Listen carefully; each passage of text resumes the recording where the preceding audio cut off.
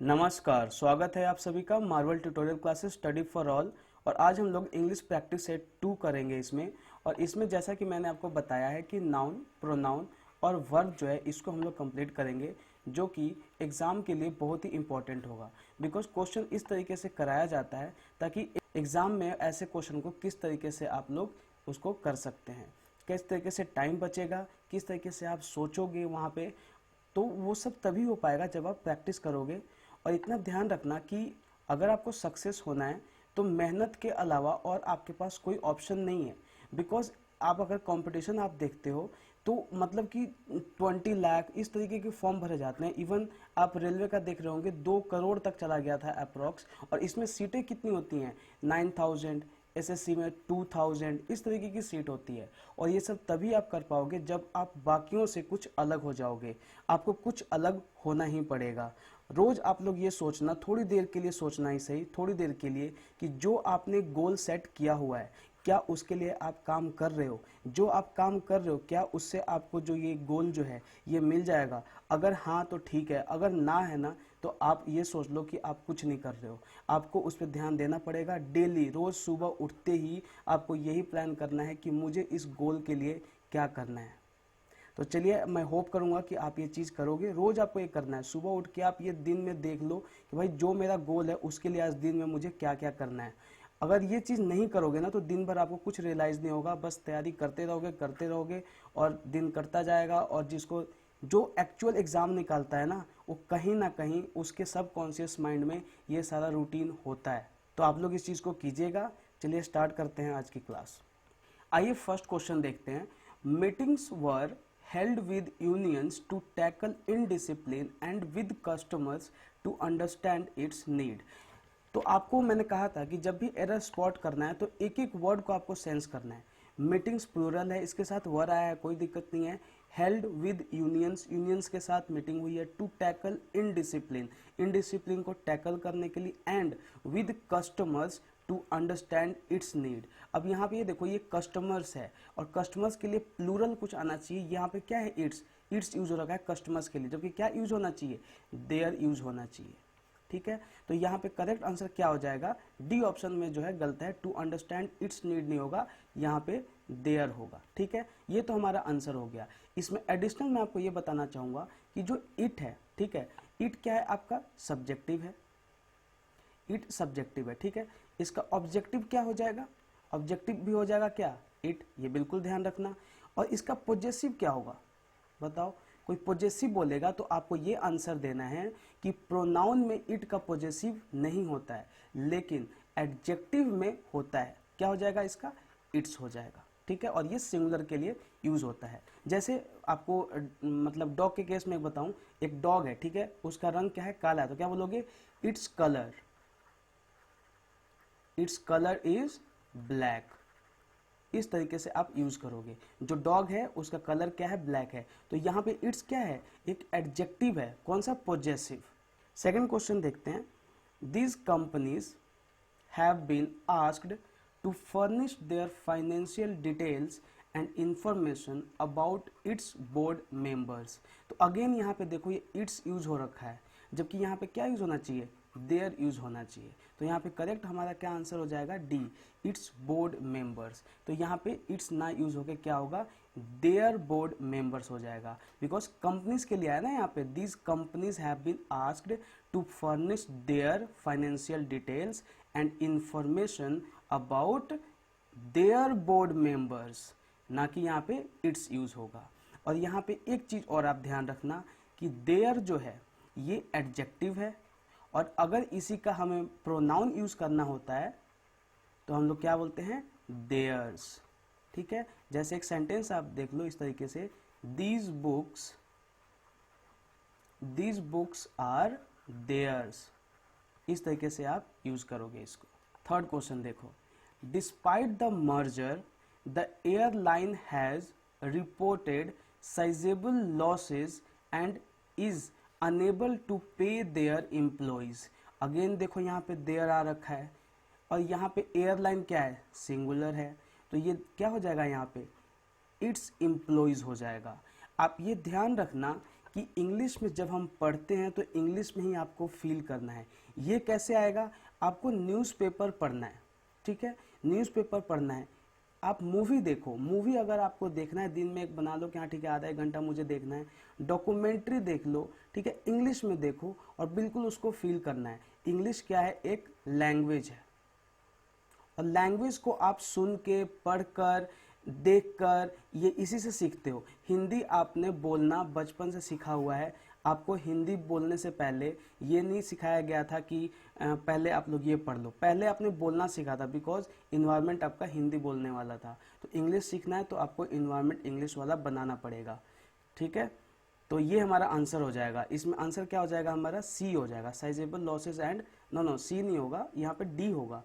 To pay their employees नहीं होगा, यहाँ पे इट्स यूज होगा, इट्स एम्प्लॉयज। फोर्थ क्वेश्चन देखो, I like reading more than to play. यहाँ पे बहुत लोग कंफ्यूज होंगे। आई लाइक रीडिंग है यहाँ पे, ठीक है, मोर देन है, कोई दिक्कत नहीं है। ये टू प्ले जो है ना, यहाँ गलत हो जाएगा। जब भी मोर देन होगा तो इससे पहले जो होगा जेरंड यूज होगा, और इसके बाद भी क्या यूज होगा? जेरंड ही यूज होगा। अगर यहाँ पे रीडिंग है तो यहाँ भी क्या होगा? प्लेइंग होगा, ठीक है।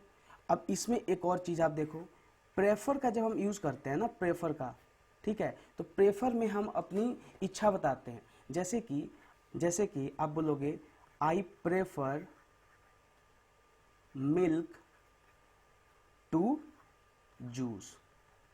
इस तरीके से आप प्रेफर का यूज करते हो। और प्रेफर में आप देखो क्या यूज करते हो? नाउन। ये दोनों नाउन होता है।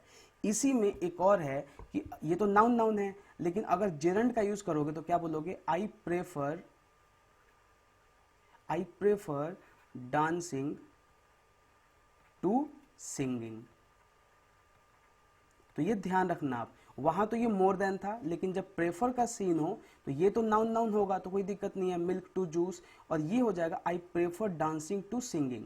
अब ये देखो, मैंने यहाँ पे ये कहा कि ये नाउन होगा, लेकिन जब मैंने पढ़ाया था तो आपको ये भी ध्यान होना चाहिए कि जब हम वर्ब में आईएनजी लगाते हैं और वो जेरंड बनता है तो वो भी इक्विवेलेंट टू नाउन ही होता है। तो यहाँ पे यही चीज है, I prefer dancing to singing, ठीक है, ये हमने जेरंड बना दिया, लेकिन काम कैसा कर रहा है? नाउन जैसा ही काम कर रहा है। तो इतना आप ओवरऑल ये ध्यान रखना कि प्रेफर के साथ हम लोग नाउन ही ऐड करते हैं और बीच में टू यूज होता है। आइए फिफ्थ क्वेश्चन देखते हैं। Most of the rivers in Bihar have overflown their banks and plunged a large number of villagers. तो यहाँ पे आप ये देखो, most of the rivers in Bihar, कोई दिक्कत नहीं है, हैव ओवरफ्लोन। अब ये ओवरफ्लोन यहाँ पे गलत हो गया है। ये क्या होगा? ओवरफ्लोड होगा, इसका पास्ट पार्टिसिपल। ओवरफ्लो नहीं होता है, ओवरफ्लो होता है, ठीक है, ओवरफ्लो। ये तो हो जाएगा प्रेजेंट, इसका पास्ट क्या हो जाता है? ओवरफ्लोड, ठीक है, और इसका पास्ट पार्टिसिपल जो होता है ना, वो भी ओवरफ्लोड ही होता है। ये याद रखना आप लोग, इसमें कंफ्यूज हो सकते हैं आप लोग। तो यहाँ पे करेक्ट आंसर क्या हो जाएगा? यहाँ पे ओवरफ्लोन नहीं होगा, ओवरफ्लोड होगा। तो करेक्ट ऑप्शन अपना बी हो जाएगा। In Bihar have overflowed is incorrect, here should be overflowed. Come to the sixth question. You will lose your dog if you did not tie it up. यहाँ पे जो कॉन्सेप्ट है conditional sentence का है, conditional sentence का है। यहाँ पे क्या दिक्कत है? आप ये देखो कि जब इसमें ना कंडीशनल सेंटेंस में ये जो टाइप है इफ क्लॉज का है, ठीक है, इफ क्लॉज, और एक होता है मेन क्लॉज। बहुत आसान है, आप इसको ध्यान से देखो।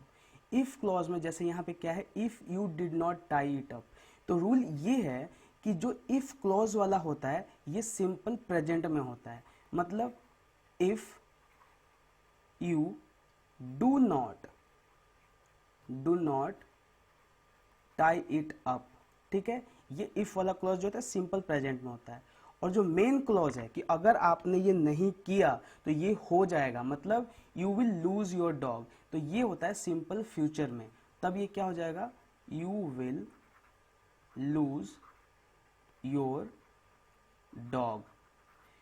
तो अब आप समझ गए होंगे कि यहाँ पे एरर कहाँ पे है। यहाँ पे एरर है इफ यू डिड नॉट में, यहाँ पे क्या आएगा, डू नॉट होगा, बिकॉज इफ क्लॉज के साथ जो होता है वो किस में होता है, सिंपल प्रेजेंट में होता है, ये आपको ध्यान रखना है। तो यहाँ पे क्या हो जाएगा हमारा आंसर, सी ऑप्शन हमारा करेक्ट हो जाएगा। Instead of did not we use do not. Come to the next question, we must work very hard now to making up for the lost time. Option A is we must work, option B is very hard now, C is to making up for the lost time, D no error. So यहाँ पे आप ये देखो कि to के साथ ये verb plus ING क्या कर रहा है, टू के साथ याद रखना हमेशा वर्ब का फर्स्ट फॉर्म आता है, तो यहाँ पे टू मेकिंग नहीं होगा, टू मेक होगा। So which one is the correct option, C. Instead of to making we use to make, to making up is incorrect, to make up for the lost time is correct. 8th question, I left a few pieces of dash in my aunt's house after the holidays। तो यहाँ पे आप ये ध्यान रखना कि cloth का क्या मतलब होता है, क्लोथ्स का क्या मतलब होता है, क्लोथिंग का क्या मतलब होता है। यहाँ पे क्लोथ वर्सेस क्लोथ्स, ठीक है, वर्सेस क्लोथिंग, ठीक है। अब यहाँ ध्यान से देखना, क्लोथ जो होता है ना, अ पीस ऑफ फैब्रिक, मतलब कि जैसे मान लो कि खेत से कॉटन आया, ठीक है, उसका एक कपड़ा बना, ठीक है, तो ये जो कपड़ा होगा ना इसको हम बोलेंगे क्लॉथ, ठीक है। अब आते हैं क्लोथ्स पे और क्लोथिंग पे। पहले क्लोथिंग आप समझो, क्लोथिंग होता है ड्रेस, जैसे मान लो कि आप शर्ट पैंट पहनोगे, ठीक है, शर्ट और पैंट, ठीक है, और भी कोई सेट है पूरा, ये पूरा सेट है ड्रेस का, वो है शर्ट और पैंट, तो इसको हम क्लोथिंग बोलेंगे। और क्लोथ्स जो होता है ना, ये होता है अ पीस ऑफ क्लोथिंग। तो अब ये समझ गए होंगे आप कि क्लोथ्स किसको बोलते हैं। क्लोथ्स बोलते हैं, जैसे मान लो शर्ट पैंट में से आप किसी शर्ट को बोलना चाहेंगे तो आप क्लोथ्स का यूज करोगे। तो यहाँ पे अब आप देखो किस चीज की बात हो रही है, I left a few pieces of dash in my aunt's house after the holidays. अब आंट्स हाउस के में गए होंगे आप, तो वहां पे क्या छोड़ा होगा आपने, अब ये तो छोड़ा नहीं होगा, कपड़ा सिलवा के आप पहनते हो, रेडीमेड पहनते हो, तो क्लोथ तो होगा नहीं, ठीक है। और जो यहाँ पे बात कर रहा है, तो आप सारे कपड़े लेकर गए होंगे, एक दो छूटा होगा, मतलब कि कोई ड्रेस में से जो है ना उसका कुछ छूटा होगा, है ना। So I left a few pieces of, क्या हो जाएगा, क्लोथिंग हो जाएगा। I left a few pieces of clothing in my aunt's house after the holiday, मतलब कोई ड्रेस होगा, शर्ट पैंट होगा, उसमें से आप पैंट ले गए होंगे, शर्ट छोड़ दिया होगा आपने, तो इसीलिए क्या हो जाएगा, ये क्लोथिंग या यूज हो जाएगा a few pieces of clothing in my aunt's house after the holidays. I hope कि आप इसको समझ गए होंगे। 9th क्वेश्चन देखो, being a rainy day Vijay decided to stay at home and work further on the problem. तो यहाँ पे ये देखो कि बीइंग से पहले ना हमेशा इट यूज होता है, कभी भी बीइंग से सेंटेंस स्टार्ट नहीं होगा, it being a rainy day, ठीक है। तो यहाँ पे ऑप्शन ए जो है हमारा करेक्ट हो जाएगा। 10th क्वेश्चन देखो, और ये लास्ट क्वेश्चन है, a dash of sheep grazed on the hill side. यहाँ पे शिप की बात हो रही है, मत इसके ग्रुप की बात हो रही है, तो कलेक्टिव नाउन का जो लिस्ट है मैंने याद करवाया था आपको, अगर किसी को डाउट है तो आप वहाँ पे याद कर लेना, तब जाके ऐसे क्वेश्चन को आप सॉल्व कर पाओगे, और ऐसे क्वेश्चन आते भी हैं। तो यहाँ पे क्या हो जाएगा, अ फ्लॉक ऑफ शिप, ठीक है, शिप का जो कलेक्टिव नाउन होता है वो फ्लॉक होता है। हर्ड होता है किसका, एलिफेंट का। शोल किसका होता है, फिश का। और ट्रुप किसका होता है, मंकी का। तो ये याद रखना। तो ये हमारे 10 क्वेश्चन आज हो गए। आई होप कि आप इसको ढंग से समझ पा रहे होंगे, और जो मैं एक्सप्लेन कर रहा हूँ वो आप नोट डाउन कर रहे होंगे कहीं पे, ताकि फ्यूचर में आप उसको यूज कर पाओ। तो आज के लिए इतना ही। अगर आपको ये लेक्चर पसंद आ रहा है तो आप इसको लाइक कीजिए, शेयर कीजिए, सब्सक्राइब कीजिए और बेल बटन को प्रेस कर लेना, इससे आप अपडेट रह पाओगे और टाइम टू टाइम नोटिफिकेशन मिलती रहेगी। Thank you.